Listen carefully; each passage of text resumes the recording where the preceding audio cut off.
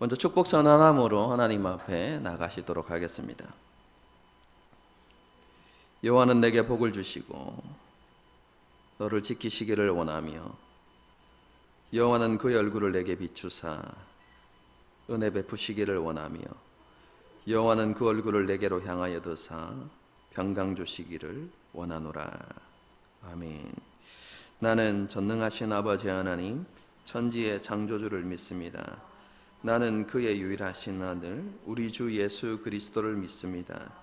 그는 성령으로 잉태되어 동정녀 마리아에게서 나시고 본디오 빌라도에게 고난을 받아 십자가에 못 박혀 죽으시고 장사된 지 사흘 만에 죽은 자 가운데서 다시 살아나셨으며 하늘에 오르시어 전능하신 아버지 하나님 우편에 앉아 계시다가 거기로부터 살아있는 자와 죽은 자를 심판하러 오십니다. 나는 성령을 믿으며 거룩한 공교회와 성도의 교제와 죄를 용서받는 것과 몸의 부활과 영생을 믿습니다. 아멘. 함께 찬양하시겠습니다.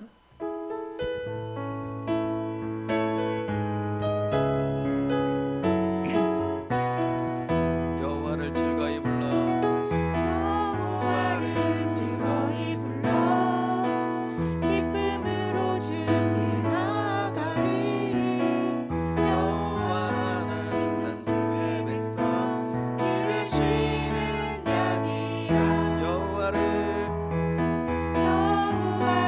즐거이 불러 기쁨으로 주께 나아가리. 여호와 하나님 난 주의 백성 기르시는 양이라. 감사함으로 주를 높이며 그 문에 들어가서 찬송함으로 그 이름을 다시 한번 찬양하시겠습니다. 여호와를 즐거이 불러 기쁨으로 주께 나아가리.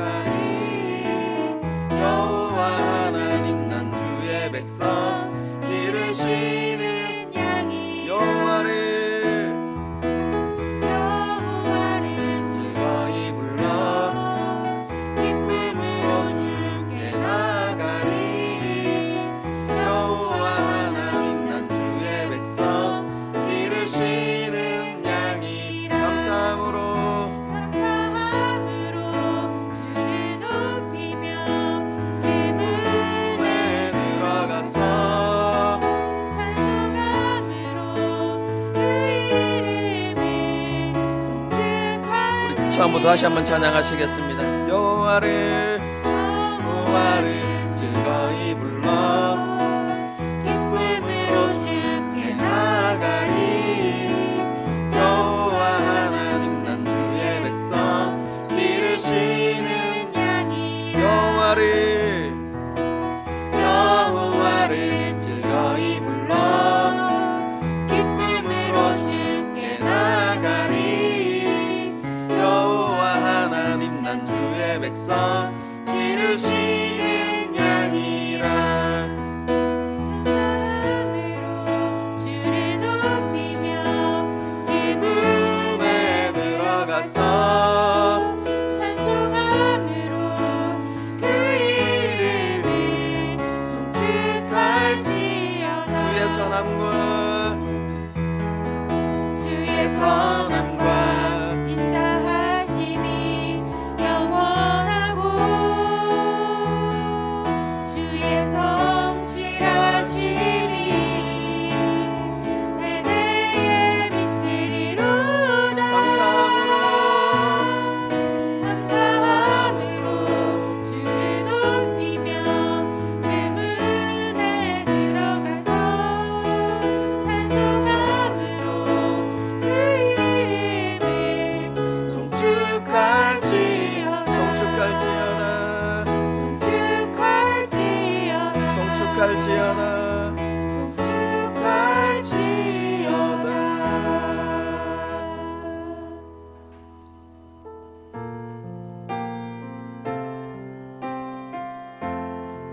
햇살보다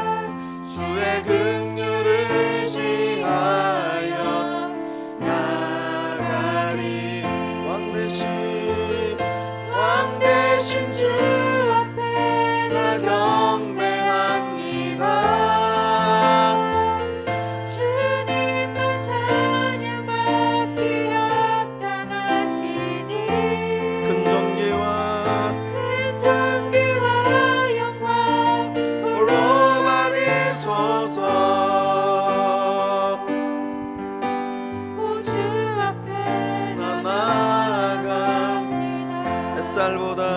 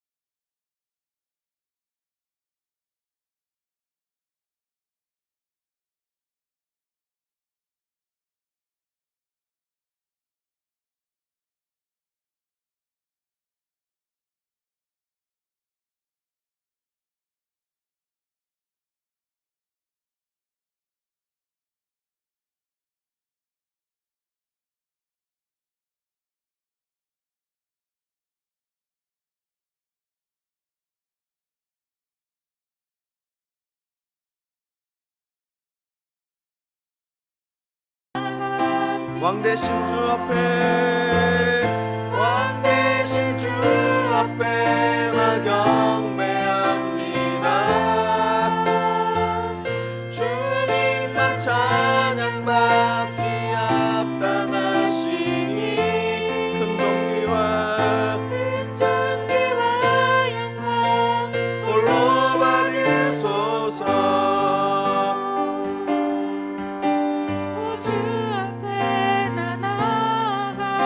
오 주 앞에 나 나가 오 주 앞에 나 나갑니다.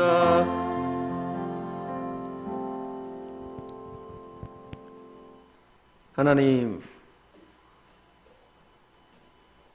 그렇습니다. 이 시간 우리에게 주신 은혜를 따라 하나님의 보좌 앞으로 나아갑니다. 우리 가운데 그 하나님의 영광을 사모하고 기대하고 소망하는 마음을 우리 가운데 허락하여 주시옵소서. 그리고 우리의 심령 가운데 하나님의 영광을 아는 빛을 비추어 주시옵소서. 그래서 우리가 하나님을 즐거워하고 하나님을 기뻐하는 삶을 살아가는 우리 모두가 되게 하여 주시옵소서.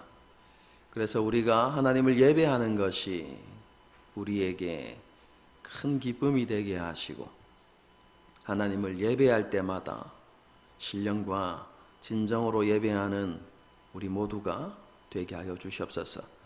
이 시간도 지난날의 우리의 모습들을 또 분주했던 우리의 마음을 주님의 십자가 앞에 내려놓게 하시고 찬양과 영광을 받으시기에 합당한 그 하나님께 온전한 예배를 올려드리는 우리 모두가 되게 하여 주시옵소서. 우리의 마음과 우리의 심령과 우리의 삶을 하나님 앞에 온전히 올려드리는 귀한 예배가 되게 하여 주시옵소서. 또 이 예배 가운데 하나님께서 임재하여 주셔서 하나님께서 우리에게 주시기를 원하시는 그 하나님의 놀라운 은혜와 하나님의 말씀이 우리의 심령 가운데 잘 새겨지는 귀한 시간이 되게 하여 주시옵소서. 이 나라와 민족을 위해서도 기도합니다. 이 땅 가운데 하나님께서 기뻐하시지 않는 모든 악한 모습들과 또 죄악의 모습들, 우상 숭배들이 다 사라지게 하시고 이 나라 이 민족이 하나님의 공의와 하나님의 정의를 따라 그렇게 움직여지는 그런 나라가 될 수 있도록 주님 도와주시옵소서. 우리의 마음 가운데서 굳은 마음을 제하시고 부드럽고 온유한 마음을 주셔서 공평과 공정이 시행되어지는 그런 나라가 될 수 있도록 주께서 역사하여 주시옵소서. 전 세계가 여전히 코로나로 인하여서 많은 고통을 받는 가운데 있습니다. 하나님, 이때가 길지 않도록 하나님께서 은혜를 베풀어 주시고 무엇보다도 하나님께서 지혜를 허락하여 주셔서 빨리 백신과 치료제가 개발되어서 이 힘들고 어려운 사태가 빨리 종식될 수 있도록 주께서 역사하여 주시옵소서. 이런 어렵고 힘든 상황 가운데서 하나님께서 함께하여 주셔서 모든 사람들이 삶의 가치를 새롭게 깨달을 수 있는 은혜를 허락하시고 또 이번 계기를 통해서 함께 그리고 더불어 살아가는 그런 사회를 세워가는 그런 계기가 될 수 있도록 주께서 역사하여 주시옵소서.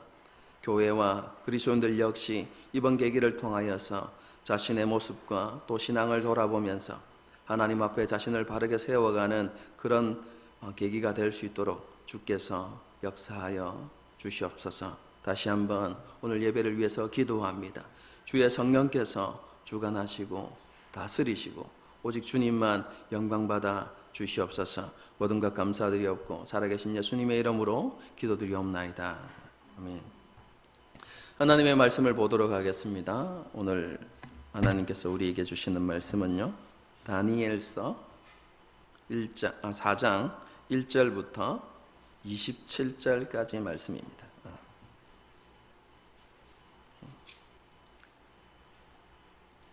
다니엘서 4장 1절부터 27절까지 조금 길긴 하지만 한 절씩 교독해서 읽도록 하겠습니다.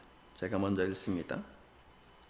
느부갓네살 왕은 천하에 거주하는 모든 백성과 나라들과 각 언어를 말하는 자들에게 조서를 내리노라. 원하노니 너희에게 큰 평강이 있을지어다.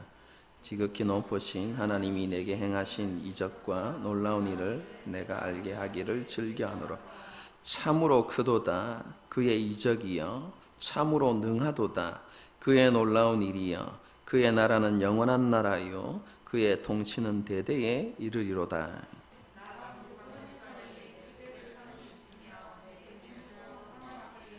한 꿈을 꾸고 그로 말미암아 두려워하였으니 곧 내 침상에서 생각하는 것과 머릿속으로 받은 환상으로 말미암아 번민하였었노라. 원래요 바벨론의 모든 지혜자들을 내 앞으로 불러다가 그 꿈의 해석을 내게 알게 하라 하였더라. 그때에 박수와 술객과 갈대아 술사와 점쟁이가 들어왔으므로 내가 그 꿈을 그들에게 말하였으나 그들이 그 해석을 내게 알려주지 못하였느니라.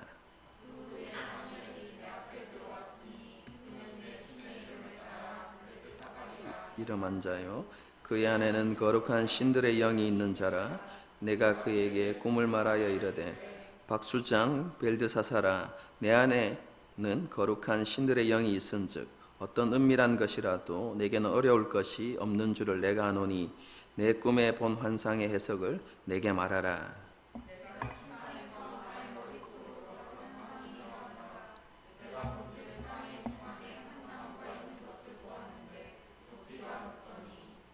그 나무가 자라서 견고하여지고 그 높이는 하늘에 닿았으니 그 모양이 땅 끝에서도 보이겠고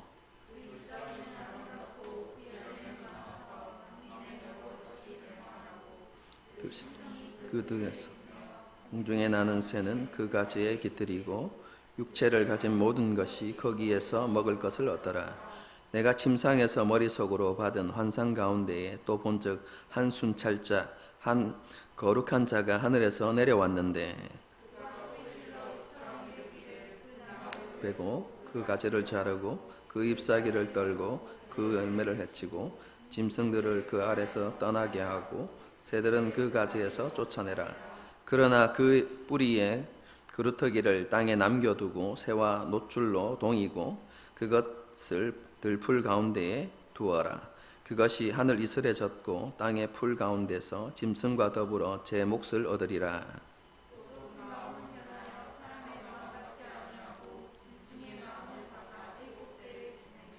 이는 순찰자들의 명령대로요 거룩한 자들의 말대로니 지극히 높으신 이가 사람의 나라를 다스리시며 자기의 뜻대로 그것을 누구에게든지 주시며 또 지극히 천한 자를 그 위에 세우시는 줄을 사람들이 알게 하려 함이라 하였더라.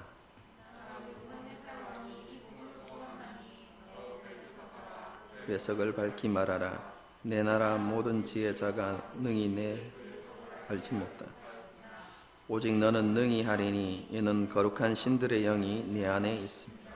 벨드사살이라 이름한 다니엘이 한동안 놀라며 마음으로 번민하는지라 왕이 그에게 말하여 이르기를 벨드사살아 너는 이 꿈과 그 해석으로 말미암아 번민할 것이 아니니라. 벨드사살이 대답하여 이르되 내 주여 그 꿈은 왕을 미워하는 자에게 응하며 그 해석은 왕의 대적에게 응하기를 원하나이다.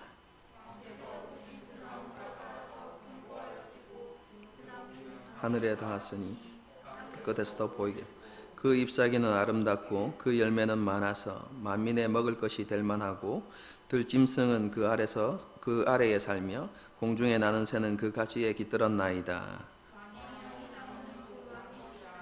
는 자라서 견고하여 지고 채양되어 하늘에 닿으시며 권세는 땅 끝까지 미치심이니이다. 왕이 보신즉 한 순찰자 한 거룩한 자가 하늘에서 내려와서 이르기를 그 나무를 베어 없애라. 그러나 그 뿌리의 거루터기는 땅에 남겨두고 새와 노줄로 동이고 그것을 들풀 가운데에 두라. 그것이 하늘 이슬에 젖고 또 들짐승들과 더불어 제 몫을 얻으며 7대를 지내리라 하였나이다. 명령하신 것이 내 주 왕에게 미칠 것이다. 왕이 사람에게서 쫓겨나서 들짐승과 함께 살며 소처럼 풀을 먹으며 하늘 이슬에 젖을 것이요 이와 같이 7대를 지낼 것이라.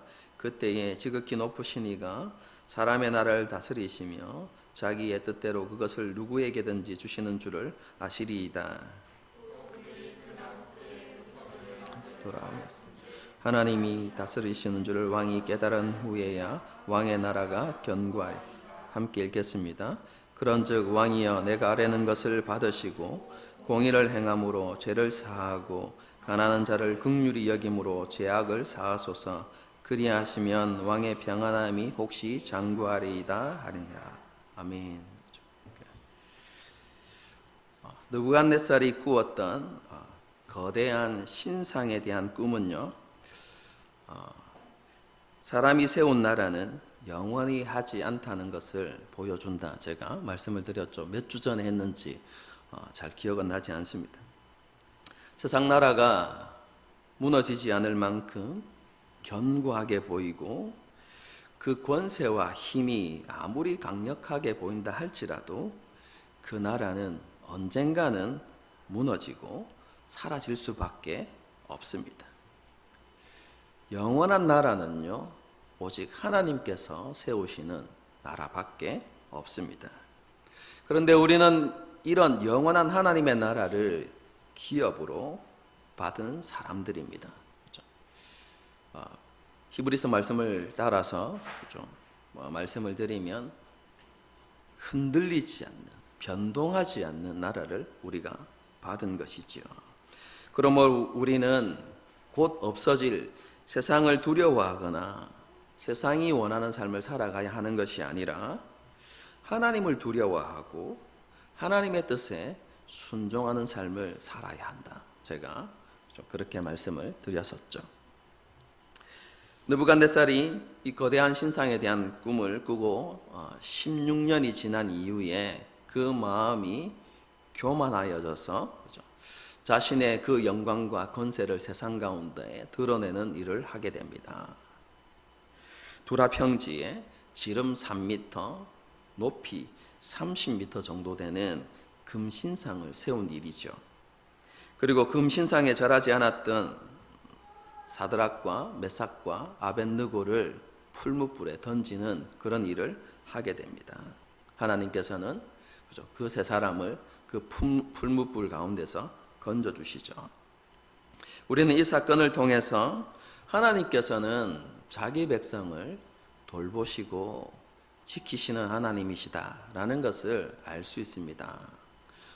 이 사건 속에 이러한 메시지가 담겨 있는 것은 사실입니다. 하지만 그 사건을 통해서 하나님께서 우리에게 주는 핵심 메시지는 그것이 아니고요. 하나님께서 절대 주권자이시고, 그리고 하나님의 백성과 그리고 세상의 모든 사람들은 그 하나님의 절대 주권 앞에 온전히 순종해야 한다는 것을 보여줍니다. 하나님의 백성은요, 세상과 모든 만물을 다스리시는 절대 주관자이신 하나님을 신뢰하고 결과와 상관없이, 그 결과 때문에 우리에게 유익이 될 수도 있고, 그 결과로 우리에게 해로운 일이, 어려움이 닥칠 수도 있지만 그것과 상관없이, 결과와 상관없이 하나님의 뜻에 온전히 순종하는 삶을 살아가야 한다라는 것을 보여주는 것이 그 사건의 핵심 메시지입니다. 본문의 내용을 가지고 설명을 드리면, 하나님께서 풀무불에서 건져주시지 않는다고 할지라도 하나님의 백성은 우상에게 절하는 그런 삶을 살아가서는 안 된다는 것입니다. 하나님만을 섬기고 하나님만을 선택하는 삶을 살아가야 한다는 것을 보여준 것이죠. 그럼 이러한 믿음은요, 오늘날 우리에게 너무나 필요한 것 같습니다. 세상을 보십시오. 절대 믿음을, 절대 진리를 부정하는 세상을 오늘날 우리는 살아가고 있습니다. 여러분, 이런 정말 혼란스러운 세상 가운데서 우리가 이 다니엘서가 주는 이 진리를 우리가 굳게 붙들고 살아가야 하는 것이죠.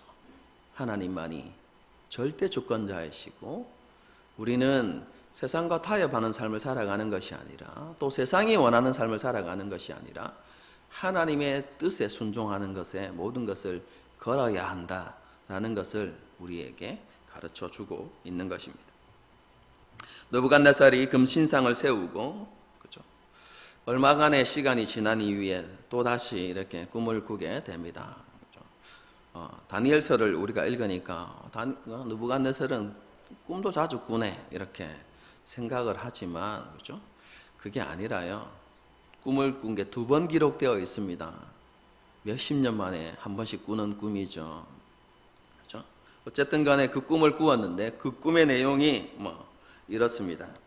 땅의 중앙에 한 나무가 있었습니다. 여기서 땅의 중앙은 세상의 중심을 이야기합니다. 왜 그렇습니까? 그 당시 가치관, 세계관이, 땅은 어떻게 해요? 평평하다, 지구는 둥근 게 아니라, 땅은 네모나고 이렇게 평평한 것이다 라고 이렇게 생각하는 가치관을 가지고 있었기 때문에요, 땅의 중심이라고 이야기하면 세상의 중심이라고 이렇게 이해해도 되는 것이죠.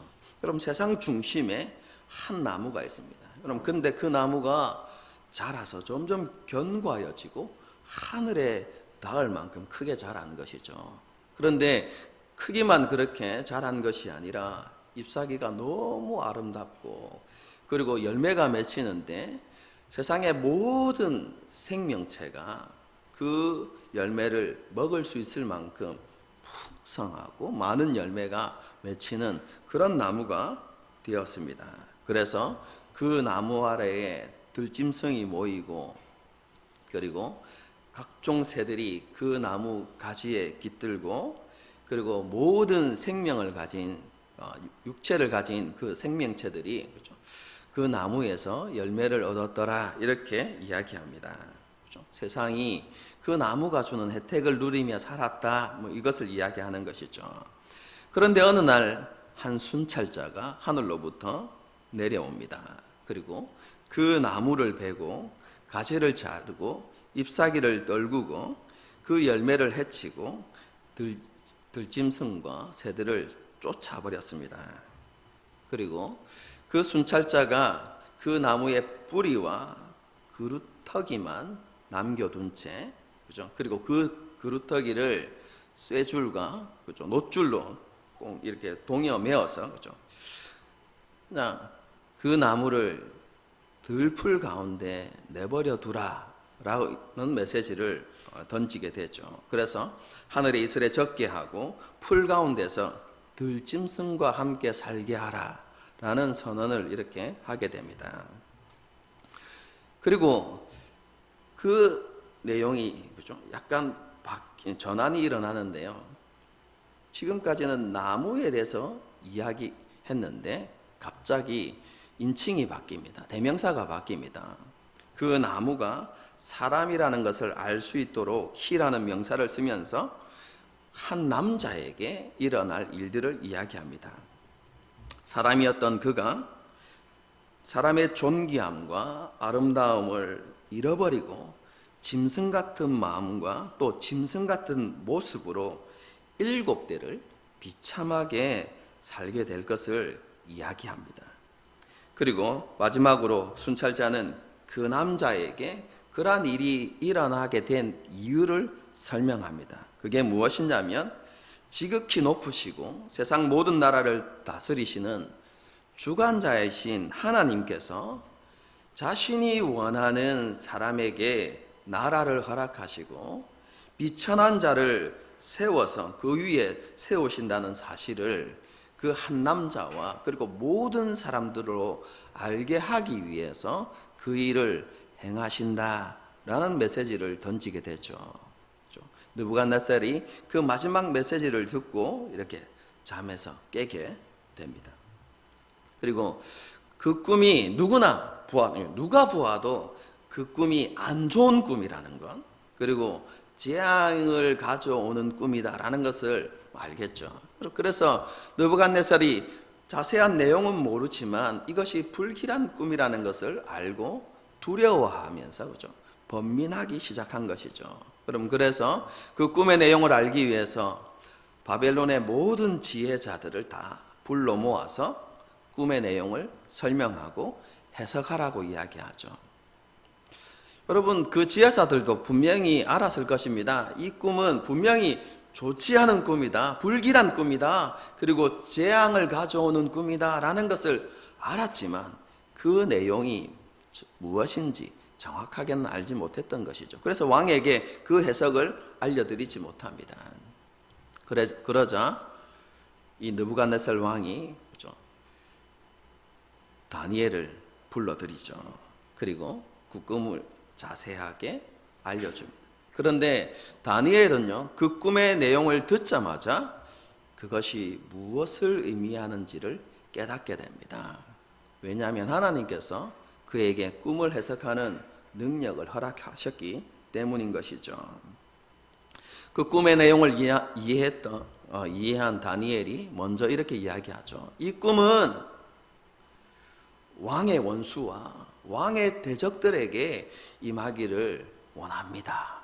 이렇게 이야기하죠. 여러분, 이것이 다니엘의 가식이 아닙니다. 느부갓네살 왕이 비록 이스라엘을 무너뜨리고 하나님의 성전을 파괴한 장본이긴 하지만요, 다니엘은 정말로 그를 긍휼히 여기는 마음이 있었고요, 왕에게 일어날 재앙에 대해서 이렇게 말하는 것을 기뻐하지 않았습니다. 다니엘은 그런 자신의 마음을 느부갓네살 왕에게 표현하고 나서 그 꿈의 내용을 설명하기 시작합니다. 세상의 중심에 있는 그 화려하고 웅장한 위대한 그 나무는 다름이 아닌 느부갓네살 왕이라는 것이죠.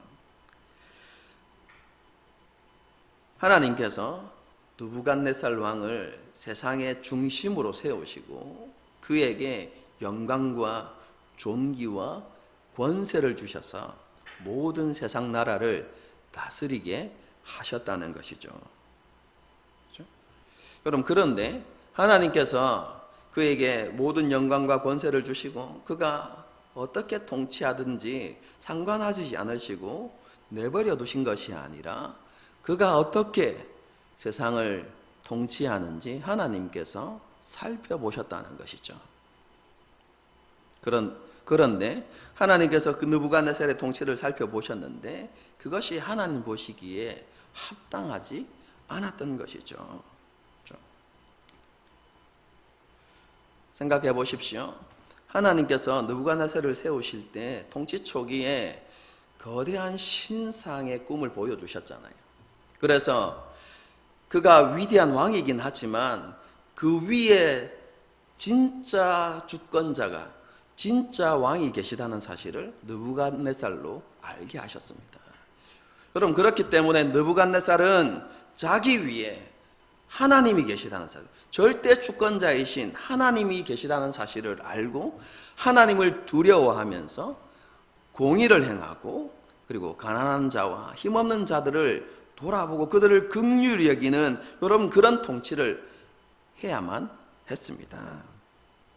하지만 느부갓네살 왕은요, 하나님을 인정하지 않았고 하나님을 두려워하지 않는, 그래서 폭행을, 폭정을 하는, 폭행이 아니라 폭정을 이렇게 행하면서 살았죠. 여러분, 그 느부갓네살의 폭정을 잘 보여주는 상징적인 그런 것들이 있습니다. 한번 그림을 한번 띄워 주시죠. 이건 캡처한 건데요.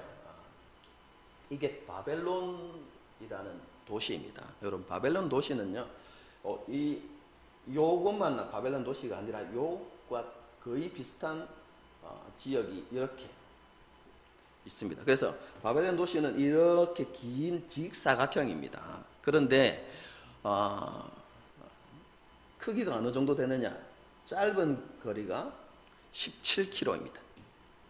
그리고 이렇게 긴 쪽이 72km죠. 여러분, 그 당시에 가장 큰, 세상에서 가장 큰 도시였습니다. 여러분, 그런데 이 도시가 어떻게 되어 있냐면요, 이게 유프라테스 강입니다. 유프라테스 강인데요, 이 강을 중심으로 이렇게 해서 이렇게 나뉘어져 있는 도시가 나뉘어져 있는 도시인데, 이 도시 끝으로 이렇게 성벽을 세웁니다. 그런데 이 성벽이 이중 성벽입니다. 높이가 10m가 넘습니다. 두께는요, 바깥 성벽은 3.5m. 엄청나게 두꺼운 것이죠. 그리고 안쪽 성벽의 여러분 두께는 약 7m 정도 됩니다. 그것뿐만 아니라 여러분, 이 해자를 파가지고요, 이 해자가 그림으로 보니까 폭이 얼마 안 되는 것처럼 보이지만 이 해자의 폭이 10m입니다. 그리고 깊이는 3m 정도 돼요. 그래서 이 해자를 파고 유프라테스 강물을 이렇게 끌어들인 것이죠. 그래서 여러분, 이 도시의 사면이 해자로 이렇게 되어 있습니다. 여러분, 그래서 멀리서 보면 섬처럼 보이는 도시입니다. 여러분, 이 도시로 들어가려고 하면 놓여진, 이 해자 사이로 놓여진 이 다리로만 들어갈 수 있습니다. 그래서 이 성문을 닫아버리면 절대로 이곳에 들어갈 수 없는 완전한 철옹성입니다, 여러분. 그런데요, 후에 느부갓네살 왕이 이 유프라테스 강 동편의 이쪽에다가요, 또다시 성벽을 쌓습니다, 여러분. 이중성벽을 쌓습니다. 그래서 이중성벽인데요, 높이가 14m입니다. 그리고 두께가 7.5m, 약 8m 정도 되는, 여러분, 정말로 높고 거대한 성벽을 쌓습니다. 여러분, 이렇기 때문에 바벨론은요, 함부로 침략할 수 없는 그런 초롱성과 같은 도시였어요. 여러분, 그런데요, 그뿐만 아니라 강물을 해자로 끌어들였을 뿐만 아니라 이 물을 이렇게 도시 안으로, 여러분, 관계수로를 만들어 가지고 여러분 이렇게 백성들이 물 걱정 없이 살 수 있도록 그렇게 만들어진 도시입니다. 굉장한 도시였죠. 여러분, 그런데 그것뿐만 아니라 여기에는 정확하게 안 나타나는데요, 느부갓네살 왕이 메대 왕국 출신의 아내를 위해서 그죠? 공중 정원을 만들었습니다. 공중 정원 하니까 하늘에 떠 있는 정원인가 뭐 이렇게 생각하실 수도 있는데 그게 아니라요. 높은 쉽게 이야기하면 지붕 위에 여러분 지붕 높이에 여러분 정원을 만들었다는 거예요. 그냥 작은 숲을 만든 거예요. 메대라는 지역은요 나무와 식물이 굉장히 많은 곳이거든요. 그 아내가 늘 그런 고국을 그리워하니까 그 아내가 늘 볼 수 있도록 그렇죠? 왕궁에서 자기 궁궐에서 이렇게 볼 수 있도록 공중 정원을 만들어 준 것이죠. 그런데요 이 공중 정원에 잎이 무성한 나무와 식물과 꽃들로 가득하게 정말로 작은 숲처럼 만들었어요. 여러분 그런데 이 공중 정원에 있는 나무와 식물들이 여러분 사시사철 푸르도록 어떻게 만들었는지 모르겠지만 여러분 그곳에 수로를 만듭니다. 펌프가 없는데도 여러분 그래서 이 공중 정원이 7대 불가사의 중에 하나입니다. 여러분 그 위에 수로를 만들고 그리고 물이 너무 많이 공급되었을 때 그죠? 그 나무의 뿌리가 썩지 않도록 배수로도 만듭니다. 여러분 이 도시가 얼마만큼 거대했는지 여러분 세상 사람들이 보고 그죠? 놀랄 정도. 그리스 사람들은 바벨론 하면 거대한 도시 이렇게 불렀어요. 여러분 보십시오. 이 바벨론이 이런 곳인데요. 한번 생각해 보십시오. 이런 도시를 만들기 위해서 여러분 느부갓네살이 얼마만큼 노동력을 착취했을까요? 그리고 어떤 사람들을 여러분 일꾼으로 부렸을까요? 여러분 이 거대하고 화려한 도시를 만들기 위해서요 수많은 사람들이 피를 흘렸습니다. 죽어나갔던 것이죠. 힘없고 가난한 사람들의 피와 땀 위에 세워진 도시입니다. 여러분.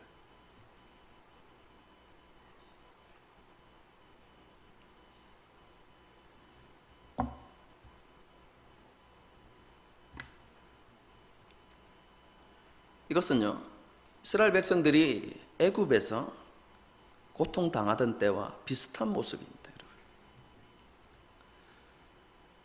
이스라엘 백성들도 견고한 성을 세우기 위하여서 노동력을 착취당했죠. 그 고통이 너무 심해서 이스라엘 백성들이 슬피 부르짖었다고 성경이 기록하고 있어요. 여러분 그 당시에도요. 여러분 바벨론의 그 느부갓네살의 그 강력한 권세와 압제 아래서 수많은 사람들, 힘없고 가난한 사람들이 압제당하고 그죠? 학대받는 그런 삶이 이어졌던 것이죠. 뿐만 아니라 느부갓네살이 자신의 교만에 취해서 그죠? 공의와 정의를 바르게 행하지 않는 그런 통치를 해왔던 것이죠. 그죠? 하나님께서 그러한 느부갓네살을 보시고 진노하셨죠. 그럼 그래서 그 느부갓네살에게 뭐 지워도 이거 꺼도 됩니다. 느부갓네살에게 그죠? 하나님께서 심판을 선언하시는데요. 하나님께서 심판하시는데 생명은 거두지 않을 거지만 그에게 주었던 모든 권세와 영광을 다 거두겠다 이렇게 말씀하시죠. 그래서 그가 사람에게서 쫓겨나서 들에 거하면서 짐승처럼 살게 될 것이다 라고 이렇게 많은 신학자들이 뭐라고 이야기하냐면 느부갓네살이 한순간 미쳐버린 것이죠. 정신이 이상해져 가지고 자신을 소처럼 생각하고 그리고 풀을 뜯으며 먹으면서 그렇게 살았다는 것입니다. 그렇죠? 그렇게 7대를 지나고 난 이후에 그가 한 가지를 깨닫게 될 것이라는 사실입니다. 그게 무엇입니까? 하나님께서 모든 것의 주권자이심을. 그래서 하나님께서 각 나라를 자신이 원하시는 자에게 주신다는 사실을 그가 깨닫게 될 것이고, 그리고 그때에서야 하나님의 높고 위대하심을 알고 난 이후에야 그가 이전의 모든 권세와 영광을 회복하게 될 것이다. 다니엘이 꿈을 그렇게 해석해서 느부갓네살에게 알려주죠. 여러분, 그리고 난 다음에 다니엘은 왜 하나님께서 느부갓네살에게 이런 꿈을 꾸게 하셨는지를 조언에 담아서 이야기합니다. 여러분, 그것이 27절의 말씀입니다. 읽어드리겠습니다. 그런즉 왕이여, 내가 아뢰는 것을 받으시고 공의를 행함으로 죄를 사하고 가난한 자를 긍휼히 여김으로 죄악을 사하소서. 그리하시면 왕의 평안함이 혹시 장구하리이다 하니라. 하나님께서 꿈을 통해서 느부갓네살이 미래에 겪게 되어질 일을 알리신 이유가 무엇입니까? 하나님의 심판을 알려주신 이유가 무엇입니까? 한마디로 이야기하면 그에게 회개하고 돌이키는 기회를 주신 것입니다.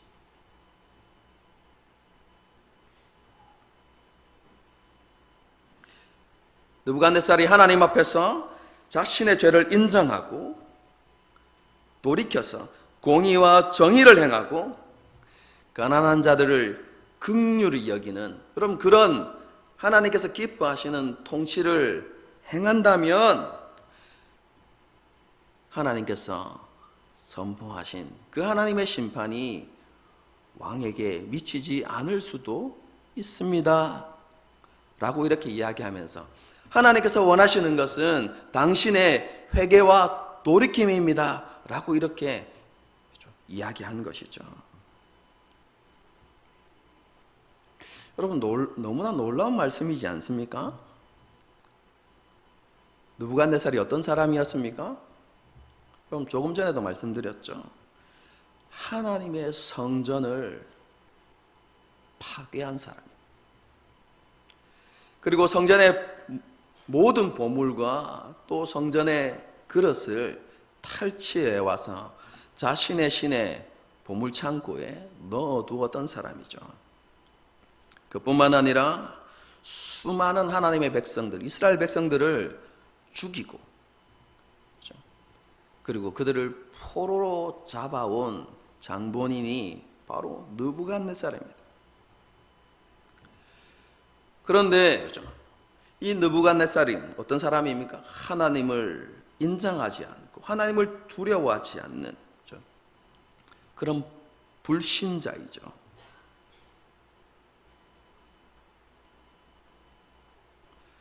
그럼에도 불구하고 하나님께서는 느부갓네살을 긍휼히 여기시고 그가 죄에서 돌이키고 회개할 수 있는 기회를 주고 계신다는 것이죠.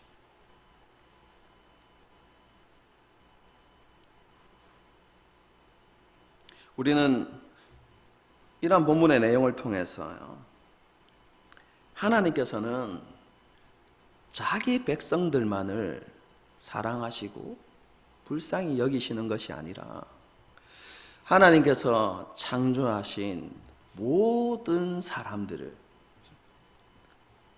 불쌍히 여기시고 그리고 그들을 사랑하신다는 사실을 우리는 알 수 있습니다. 그렇기 때문에요, 여러분, 신약 성경이 우리에게 말씀하고 있는 것처럼 하나님은 그들이 하나님의 진노와 심판에 빠져드는 것을 기뻐하시지 않습니다.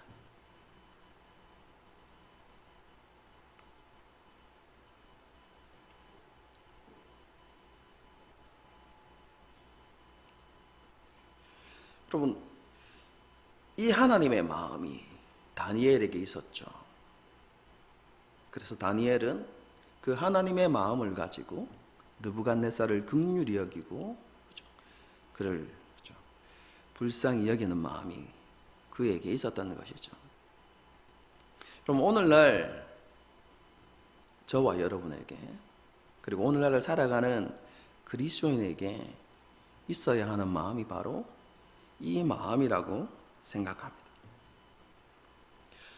오늘날 세상 사람들 보십시오. 모두가 스스로 느부갓네살처럼 왕이 되어서 그렇게 살아가고 있죠. 자신의 삶의 주인이 자기 자신이라고 생각합니다. 하나님을 인정하지 않고 그렇게 살아가고 있는 것이죠. 그 마음에 하나님을 두려워하는 마음이 없습니다. 정말로 하나님을 경외하는 마음이 없습니다. 여러분, 그런데 그들의 삶의 최후가 무엇입니까? 여러분, 하나님을 인정하지 않는, 여러분, 그들 위에 하나님의 진노가 머물고 있고, 그리고 그들이 회개하지 않으면 그들은 결국 하나님의 심판을 피하지 못합니다.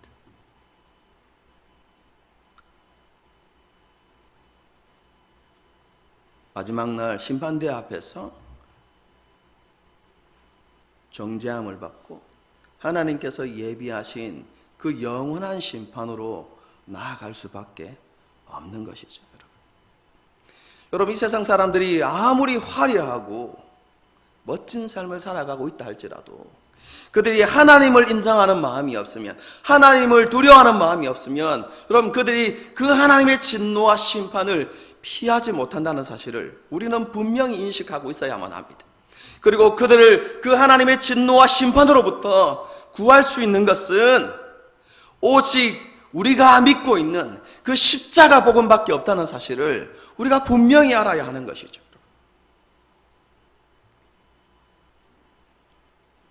여러분, 이러한 진리에 대한 깨달음 가운데서 우리는요, 그들을 긍휼히 여기는 마음이 있어야만 합니다.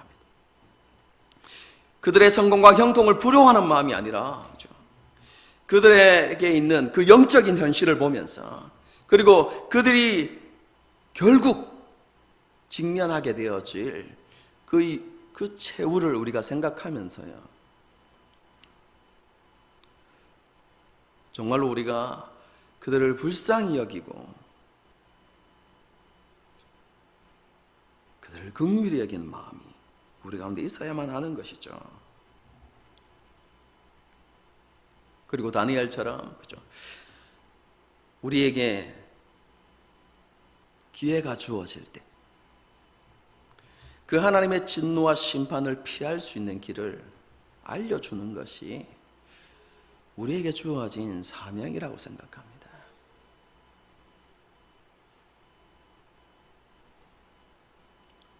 사도 바울은요, 때를 얻든지 못 얻든지 항상 힘쓰라고 그렇게 우리에게 권면하고 있죠.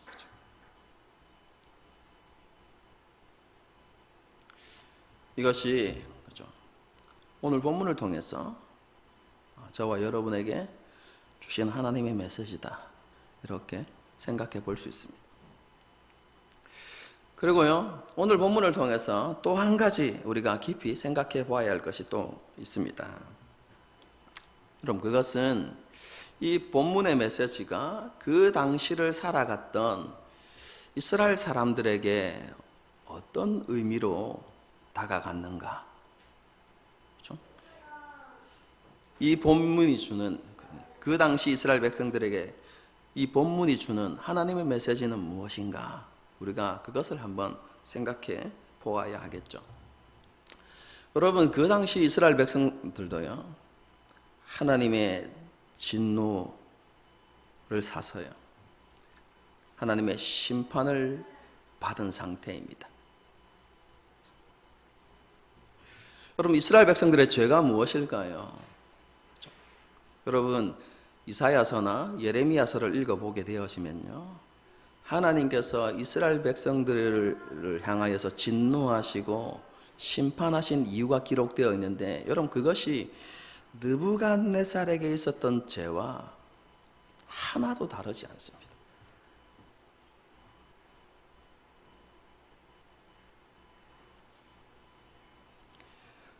공의로우신 하나님을 섬기고 있음에도 불구하고 삶에 공의가 없고 정의를 행하지 아니하고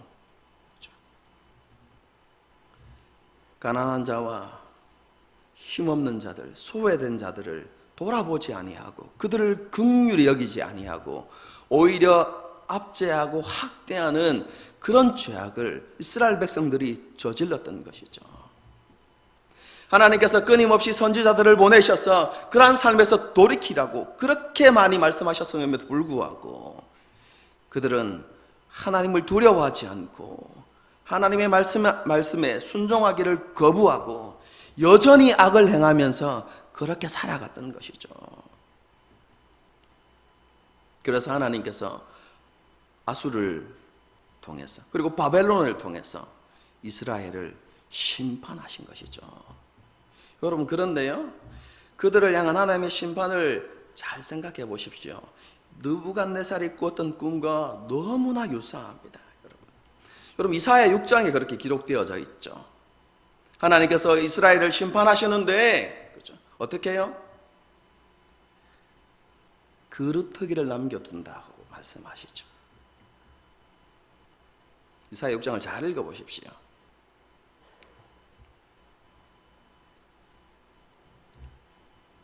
이스라엘과 느부갓네살이 하나님께 범했던 죄가 동일한 죄이고, 그리고 그렇죠? 그 상황이, 그리고 그렇죠? 느부갓네살에게 임할 상황과 그리고 지금 이스라엘이 겪고 있는 상황이 너무나 유사한 것이. 하나님께서 그루터기만 남길 것이라는, 여러분, 그 메시지가 너무나 똑같지 않습니까? 그럼 이스라엘은 이런 하나님의 메시지를 보면서요, 깨달아야 했던 것이죠. 우리가 정말로 하나님 앞에 범죄했구나. 그리고 우리가 범죄한 것이 어떤 죄인가? 그죠?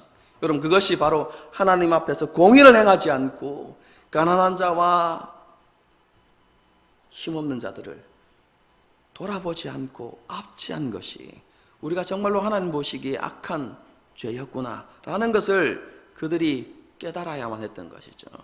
여러분, 그런데 그 죄만을 깨닫는 것이 아니라 이 메시지를 통해서 소망을 발견해야 했던 것이죠.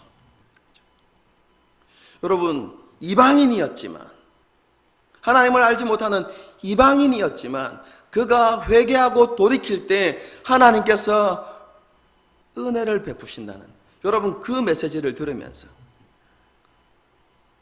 하나님의 백성인 우리에게 너무나 그 하나님의 은혜와 긍휼이 있다는 것은, 여러분, 당연한 것이 아닌가? 여러분, 그것을 깨달아야 했던 것이죠.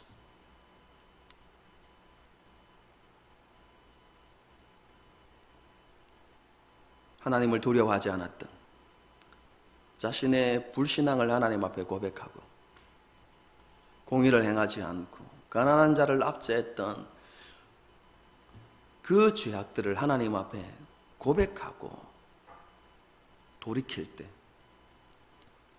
하나님께서 이스라엘 백성들을 회복시키시고 그 이전에 그들이 누렸던 그 영광을 다시 누리게 될 것이라는 사실을 이스라엘 백성들이 깨달아야 했던 것이죠.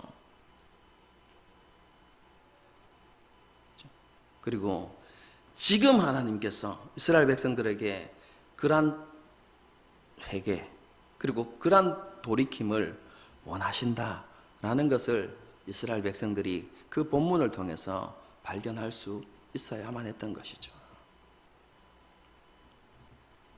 여러분, 오늘날에도 마찬가지입니다. 그죠?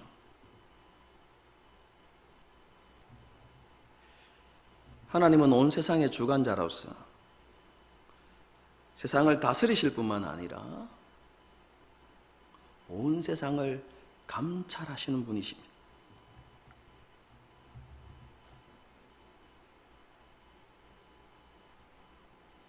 특별히 시편을 보게 되었으면 하나님은 우리의 모든 것을 다 아시는 분으로 그렇게 기록하고 있죠. 우리가 길을 행할 때에도 하나님께서 알고 계시고 우리의 앉고 일어섬을 알고 계시고 그뿐만 아니라 우리의 마음의 생각까지 다 아시는 분이라고 하나님께서 우리에게 말씀하고 있습니다.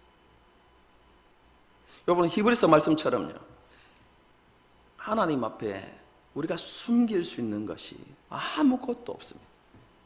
하나님의 말씀 앞에 우리의 모든 것이 벌거벗은 것처럼 드러나게 되어 있습니다. 아무리 우리가 아니라고 부인하더라도 여러분, 우리의 모든 것을 하나님 앞에, 그죠?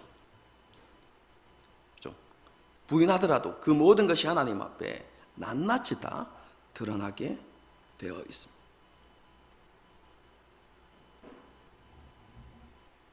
그래서요, 우리가 삶을 살아가다 보면, 그죠?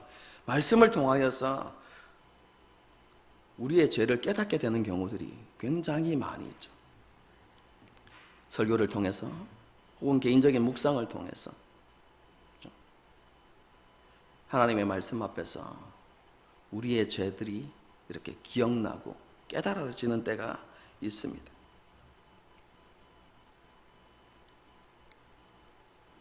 하나님께서 왜 그렇게 하실까요? 왜 하나님께서 우리의 수치를 그렇게 드러내시는 걸까요? 여러분, 그것은요, 하나님께서 느부갓네살에게 행하신 것처럼 우리를 심판하시기 위해서가 아닙니다. 여러분, 우리의 심판은 이미 여러분 2000년 전에 끝났다고 말씀드렸죠. 예수 그리스도께서 우리를 위하여서 십자가 위에 죽으심으로, 그죠? 우리의 모든 죄의 문제는 해결되었습니다. 그 죄로 인한 하나님의 심판은 우리에게 더 이상 있지 않습니다. 여러분, 그런데 왜 하나님께서 또다시 우리에게, 그죠? 죄를 생각나게 하시고 우리의 수치를 드러내게 하시는 걸까요? 그럼 그것은요, 우리를 향한 안타까움 때문에 그렇습니다. 하나님께서 십자가 복음을 통해서 우리를 하나님의 자녀가 되게 하셨고 새로운 피조물이 되게 하셨음에도 불구하고, 그래서 우리는 하나님의 은혜 가운데서 하나님의 백성다운 삶을 살도록 그렇게 우리가 지음을 받았음에도 불구하고 여전히 옛 습관과 옛 모습을 버리지 못하고, 그죠?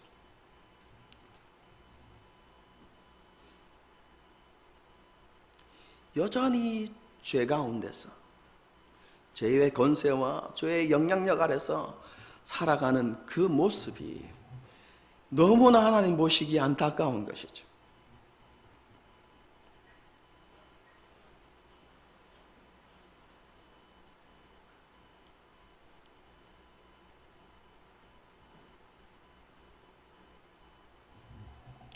그래서 하나님께서 우리에게 죄를 깨닫게 하셨어.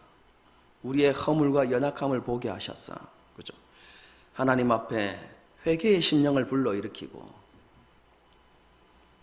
우리의 삶을 돌이키게 만들어서 우리가 하나님의 백성으로서 신약의 말씀처럼 이야기하면 하나님의 형상다운 삶을 살아가도록 그런 삶으로 회복시키기 위해서 하나님께서 끊임없이 우리의 연약함을 들추시고 우리의 수치를 드러내시고 우리의 죄를 깨닫게 하시는 것이죠. 하나님께서 우리 가운데 있는 그 굳은 마음을 제거하시고 우리 안에 부드럽고 온유한 마음을 주셨어. 우리로 하여금 예수 그리스도를 닮아가는 사람으로 회복시키고 변화시키기 위해서 하나님께서 그 일을 행하고 계신 것이죠. 그러므로 하나님께서 죄를 깨닫게 하실 때 우리에게 필요한 것은요, 참된 회개입니다, 여러분.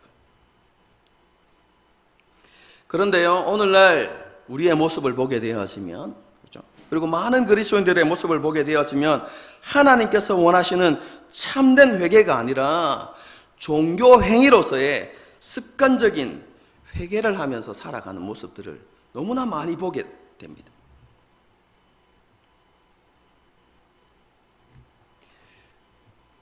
죄 그 자체를 심각하게 생각하고 죄를 짓는 자신의 연약함 때문에 애통해하고 가슴 아파하면서 정말로 자신이 변화되기를 하나님 앞에 간구하고, 그렇죠? 자신의 삶의 변화를 위해서 노력하는, 여러분, 그런 참된 회개가 아니라, 그렇죠? 그냥 습관적으로 하나님 범죄했습니다, 용서해 주십시오, 그걸로 끝나버리는, 여러분, 그런 회개를 하나님 앞에 드리면서 살아가는 그리스도인들이 너무나 많은 것이죠. 여러분, 이런 습관적인 회개, 이것은 하면 할수록, 여러분, 많이 하면 할수록 이것은 하나님과 우리 관계를 철저하게 무너뜨립니다, 여러분. 왜냐하면요, 이 회개라는 종교 행위를 통해서 하나님 앞에서 자신이 해야 하는 종교적인 의무를 다했다고, 그렇죠? 착각하기 쉽기 때문에 그렇습니다.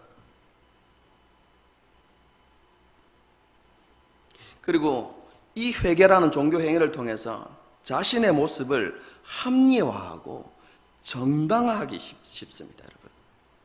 여러분, 그렇기 때문에요, 이 습관적인 죄는 우리를 하나님으로부터 점점 멀어지게 하고 우리의 삶에 변화를 일으켜내지 못합니다.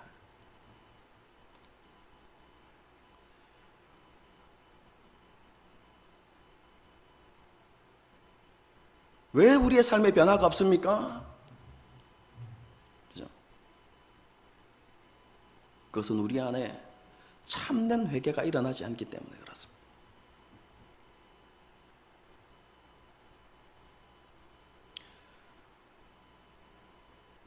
정말로 변화되어지고 우리가 성숙한 그리스도의 모습으로 여러분 자라가기 위해서는요, 하나님께서 우리의 죄를 말씀하시고 우리의 수치를 드러내실 때 하나님 앞에서 정말로 가슴을 찢어서 애통하며 회개하는 그런 참된 회개가 우리 가운데 있어야만 합니다.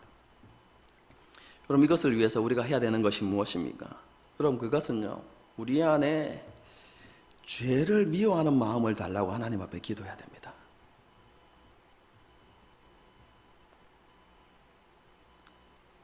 그럼 죄를 지은 그 결과보다, 그죠? 우리는 어디에 가슴 아파하냐면요, 또 실패했다, 실패한 것에 초점을 맞추어서 하나님 앞에 회개하는 경우가 많습니다. 그럼 그게 아니라요, 하나님께서 왜 아들을 십자가에 못 박으셨습니까? 우리의 죄 때문에.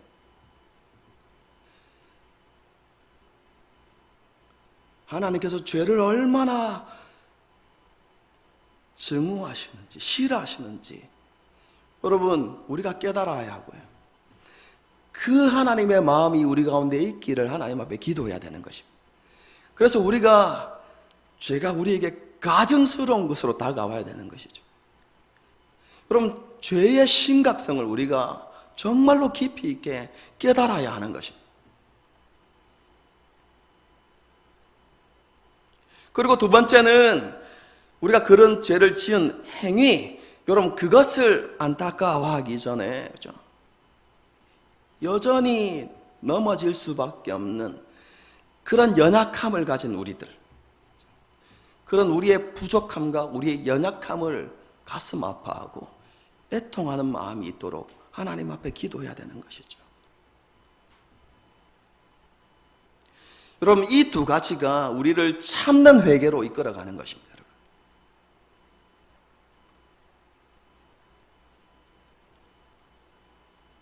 다르게 표현하면 하나님 우리 안에서 죄를 사랑하는 마음을 제거해 주십시오. 그렇게 기도해야 되는 것이죠. 여러분, 그런데 회개는 거기에서 끝나면 안 됩니다, 여러분. 실제로 삶에서 그 죄로부터 돌이키고자 하는, 그죠? 여러분, 그런 노력과 실천으로 반드시 이어져야만 합니다. 제가 3주 동안 계속해서 제자도와 여러분 제자들을 가지고 여러분에게 설교를 했는데요, 그죠? 우리의 믿음의 성숙을 위해서는 뭐가 필요하다 하겠습니까? 반드시 삶의 실천, 순종이 따라야만 된다는 것을 제가 말씀드렸죠. 여러분, 그거 없이는 변화와 성숙이 없습니다. 여러분. 오늘날 그리스도인들이 착각하는 것이 바로 그것입니다. 여러분. 오늘날 너무나 많은 그리스도인들이 자신이 종교 생활을 하고 있기 때문에, 교회 안에 있기 때문에, 여러분, 그리고 그곳에서 봉사도 하고 있고 헌금도 하고 있고, 그죠?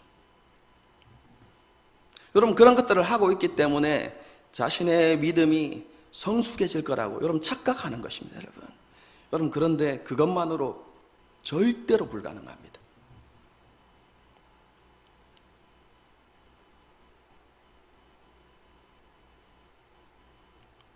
반드시 하나님께서 우리에게 말씀하실 때, 그것이 회개이든 아니면 다른 명령이든지 간에 그것에 대해서 우리가 실제로 움직이고 그 말씀 앞에 순종하려고 몸부림칠 때, 비로소 그때에 우리를 변화시키시고 우리를 성장시키는, 여러분, 그 하나님의 은혜가 우리 가운데 임하게 되어 있는 것입니다.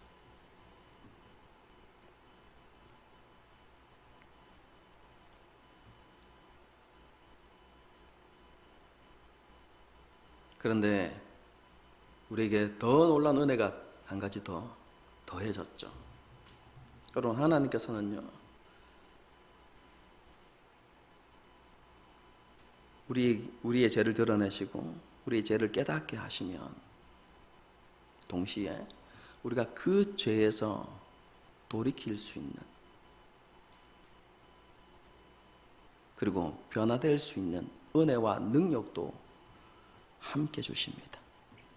아니, 이미 우리에게 그 은혜가 주어졌습니다.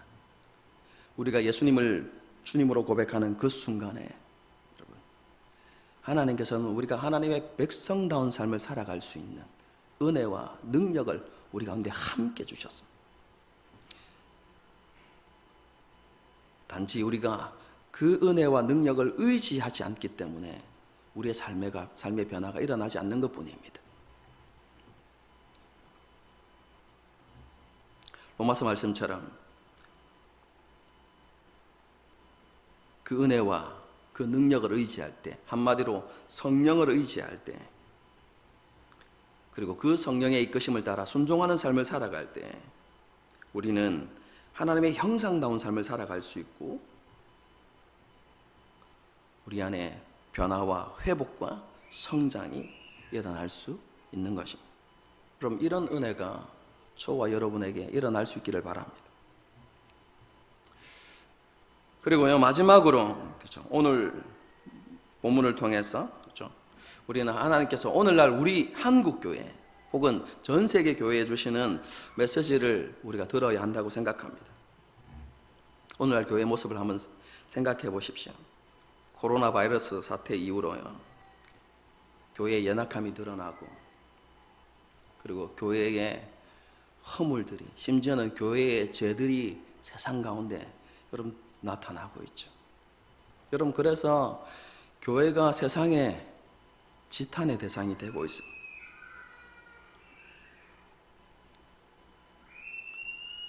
여러분, 이러한 교회의 현실을 바라보면서 우리는 어떤 생각들을 가져야 할까요? 와, 교회라고 다를 거 없네. 더 이상 교회는 소망이 없다. 여러분, 그렇게 생각하면서 교회를 등지고 떠나야만 합니까? 요즘 많은 젊은이들이 그렇게 하고 있다더라고요.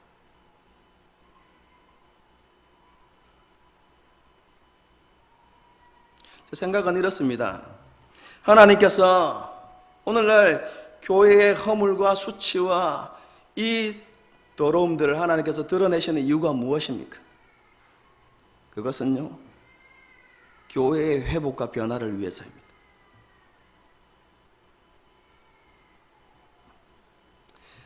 그럼 하나님께서 지금 교회의 그 모습을 드러내시는 것은요, 하나님께서 여전히 교회를 포기하지 않으셨다는 분명한 증거입니다.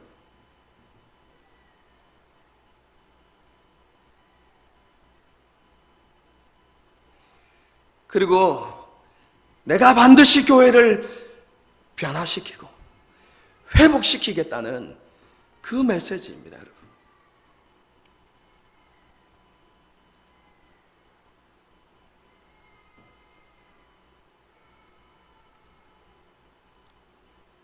그러므로 우리가 깨달아야 할 것이 있습니다. 그 하나님의 소원 앞에서 우리 한국 교회가 해야 되는 것이 참된 회개라는 것입니다.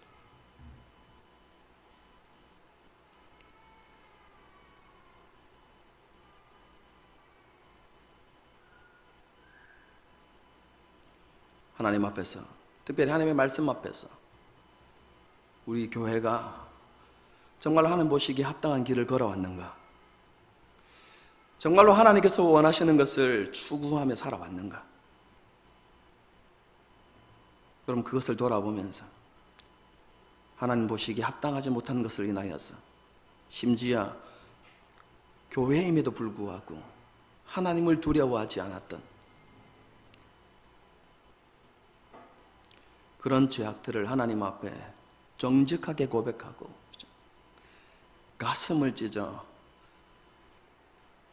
죄를 자복하고 회개하는 그런 참된 회개가 한국 교회 가운데 일어나야 하는 것이죠. 그럼 그래야만 정말로 하나님께서 원하시고 꿈꾸시는 교회의 변화와 회복이 일어나는 것이죠. 그러면 우리가 해야 될 것이 무엇입니까?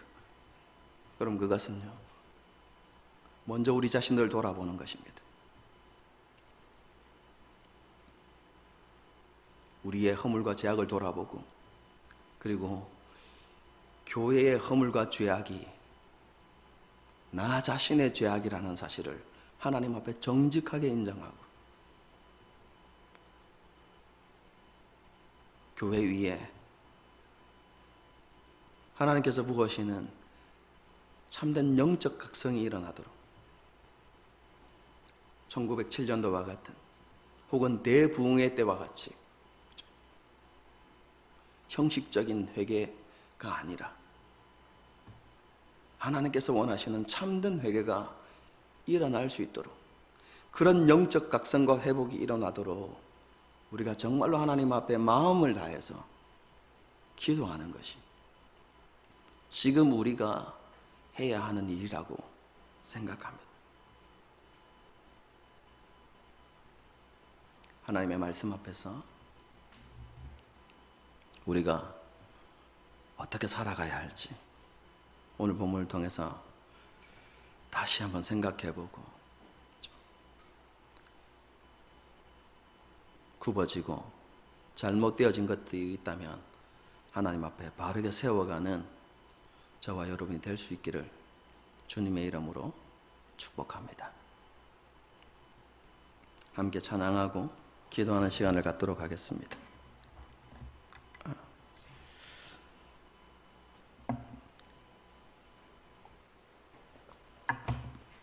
함께 찬양할 곡은요, 이 땅의 황무함을 보소서라는 곡입니다.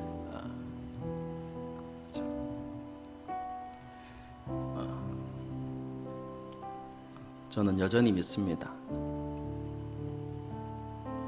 하나님은 노하기를 더디하시고 자기 백성에게 긍휼과 은혜를 베푸시는 하나님이십니다. 혹시 하나님께서 허물과 죄로 인하여서 진노하신다면 그것은 우리를 멸하시기 위해서가 아니라 우리를 더 온전케 하기 위한 하나님의 크고 놀라운 계획입니다. 하나님은 실수하지 않으시는 분이십니다. 그리고 영원히 변하시지도 않는 분이십니다. 그렇죠? 그 하나님께서 우리를 긍휼히 여기시면서 말씀하십니다. 돌이키고 회복하라. 그죠? 그 하나님 앞에 그죠? 고백하십시다. 그죠? 자네가 사는 나의 허물과 내 죄악을 보시고 이게 아니지만 그죠? 그런 마음을 담아서 하나님 내 마음의 황무함과 황폐함과 그죠?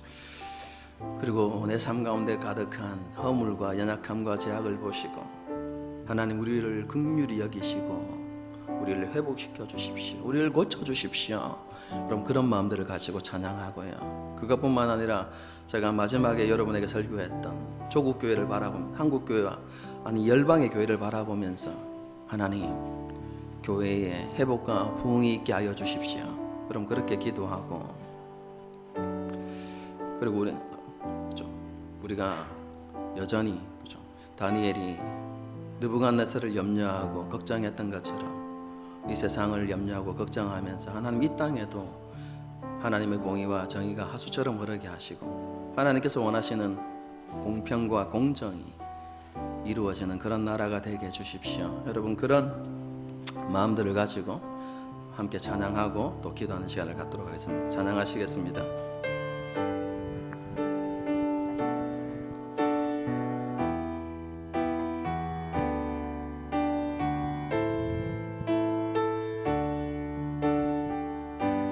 황무함을 보소서. 이 땅의 황무함을 보소서. 하늘의 하나님 긍휼을 베푸시는 주여 우리의 죄악 용서하소서.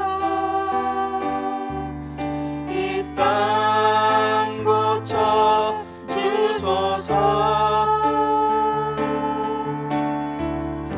이제 우리 모두 하나 되어 이 땅에 무너진 기초를 다시 쌓을 때 우리의 우상들을 태우신 성령의 불이 마소서. 풍의 불길 타오르게 하소서.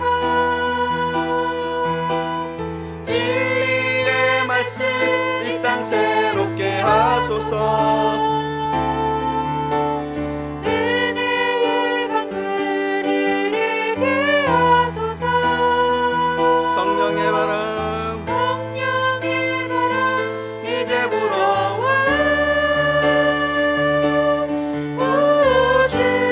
우주의 영광 가득한 새날 주소서. 주님 나라 이 땅에 임하소서. 부흥의 불길 타오르게 하소서.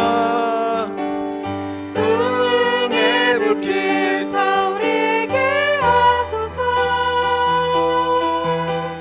진리의 말씀 이 땅 새롭게 하소서.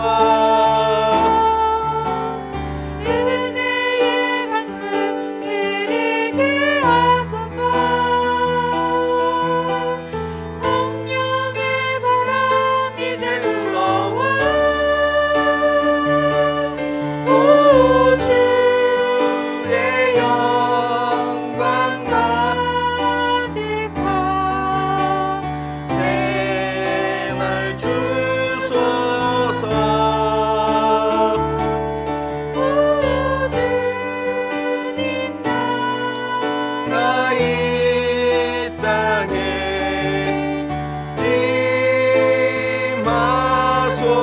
임하소서. 한번 기도하십시다. 그죠?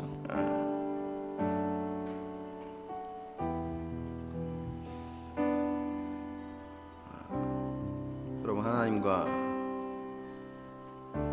친밀함을 누리고 계십니까? 하나님과 늘 가까이 그렇게 살아가고 계십니까? 그 하나님의 친밀하심과 하나님의 역사하심이 느껴지지 않는다면 그죠? 우리가 삶에서 하나님 앞에 순종하지 않고 있다는 증거입니다. 특별히 그죠? 우리가 하나님께서 원하시는 참된 회개의 삶이 아니라 그죠? 습관적이고 형식적인 그냥 종교적인 행위로서의 회개의 삶을 살아가고 있을 가능성이 많습니다. 말씀드리지만 그런 회개는요, 하나님과 우리의 사이를 점점 멀어지게 할 뿐입니다.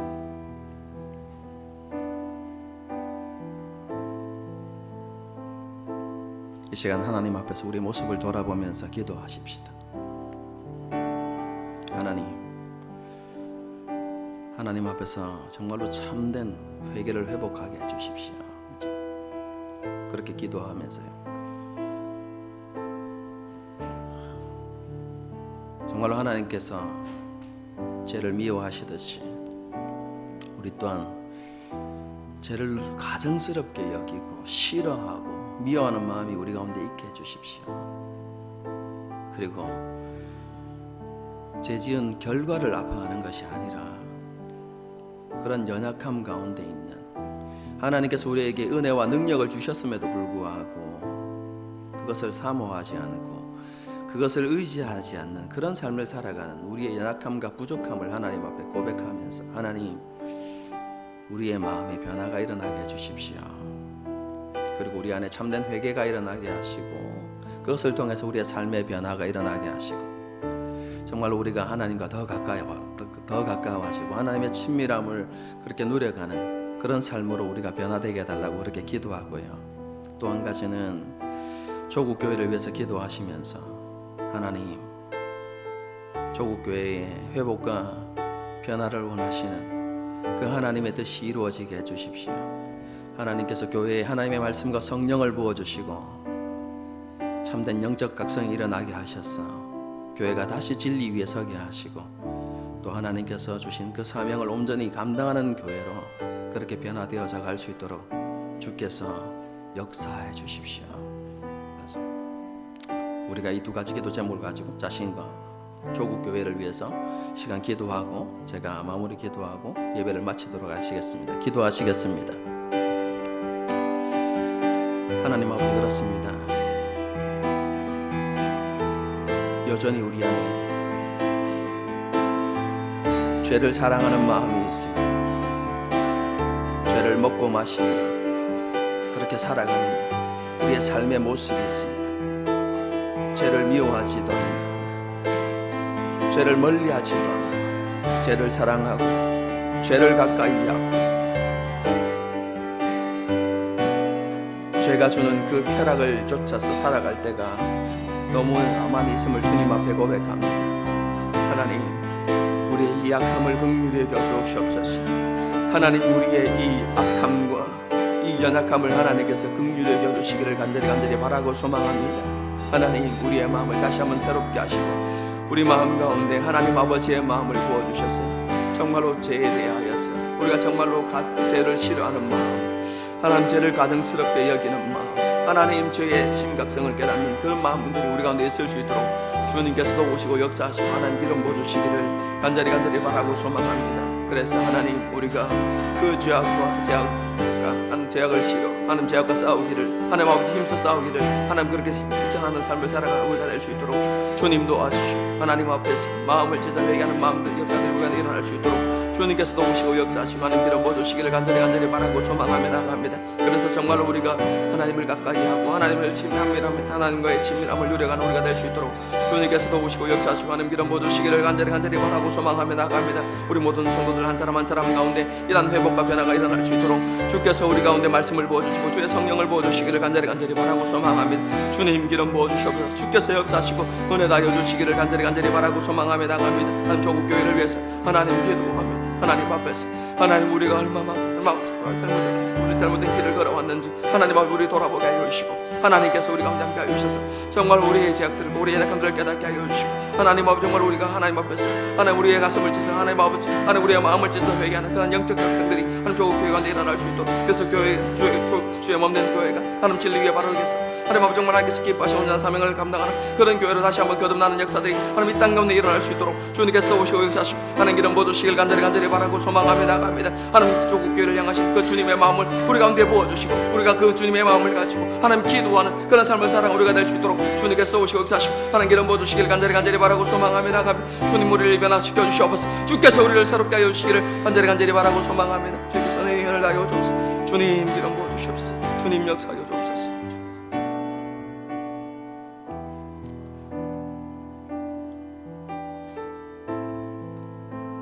하나님 이 시간 하나님 앞에 정직하게 나아갑니다.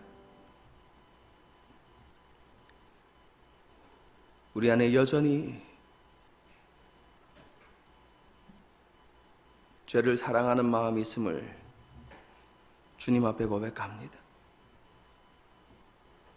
죄가 주는 쾌락을